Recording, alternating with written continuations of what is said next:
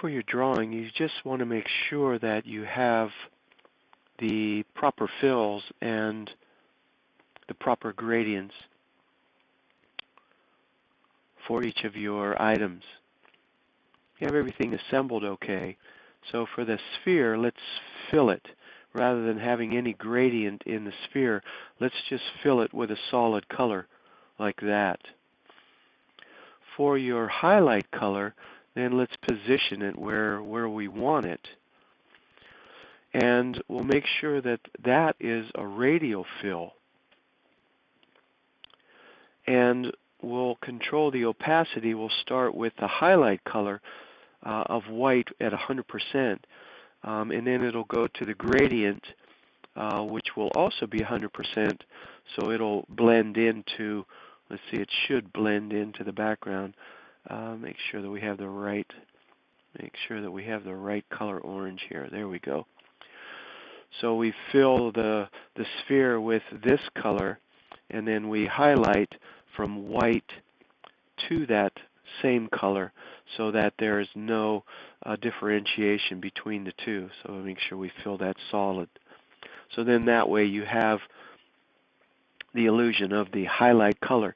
Now if you want to control that, the amount of highlight, use this diamond shaped here, and you can see that then will control the amount of that highlight that you have. For your cast shadow, you have it as a linear, which is correct. You just need to change the orientation of it a little bit.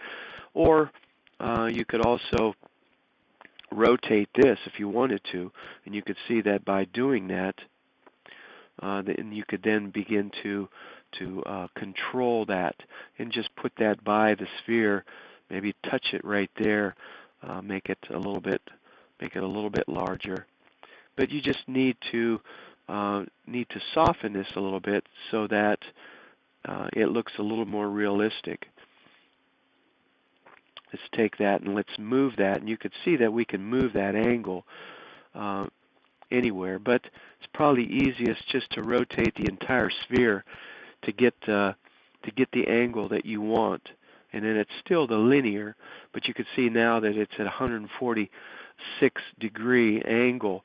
And then, and then again, this you don't have to do it at 100% here. We could start this a little bit down, maybe 80%, to give it a little bit more of a feel of an actual shadow being cast. And maybe because it's a little bit on an angle, we can do that also accordingly.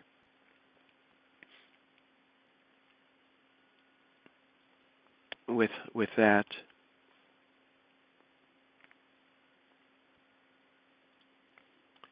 So then let's take this, move it up here, maybe change the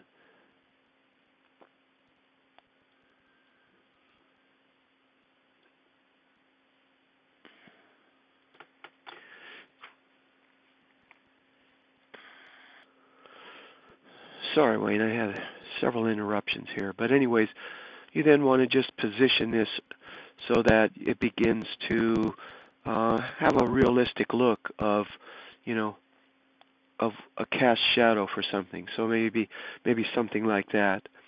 So again, it's the type of fill that you're using here. So make sure that your highlight fill is a radial, and then your other one was a linear, which is fine.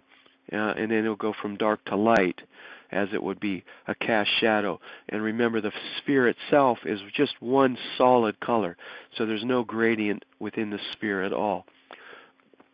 So I hope this helps. Let me know. Thanks.